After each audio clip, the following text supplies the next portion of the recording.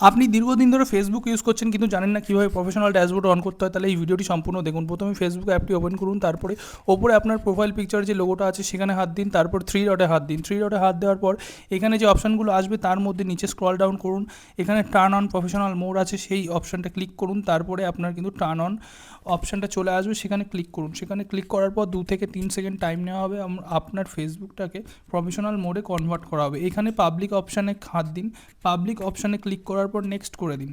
Next করার পরে আপনাদের এইখানে যে অপশানগুলো আসবে এখানে সব কিছু পাবলিক আছে কিনা দেখে নেবেন, তারপরে কনফার্ম করুন। কনফার্ম করার পর আরও একটি নতুন পেজে আপনাদেরকে ডাইরেক্ট নিয়ে যাওয়া হবে এবং সেখানে আপনি চুজ করতে পারবেন যে আপনার প্রোফাইলটা কী ধরনের। এখানে ডিজিটাল ক্রিয়েটার এবং তার সাথে অন্য যে কোনো একটা দুটো অপশান আপনারা চুজ করতে পারেন। যেমন এটা শাড়ির পেজ, তাই আমরা ডিজাইন অ্যান্ড ফ্যাশন চুজ করে নিলাম। ফ্যাশন চুজ করার পরে নেক্সট করে দিলাম। তারপরে যে অপশানগুলো আসছে এখানে রয়েছে গো টু ড্যাশবোর্ড, সোজা এখান থেকে গো টু ড্যাশবোর্ডে ক্লিক করুন এবং আপনার এই প্রোফাইলটা একদম প্রফেশনাল প্রোফাইলে পরিণত হবে। স্টার্ট উইথ চ্যালেঞ্জে হাত দিন।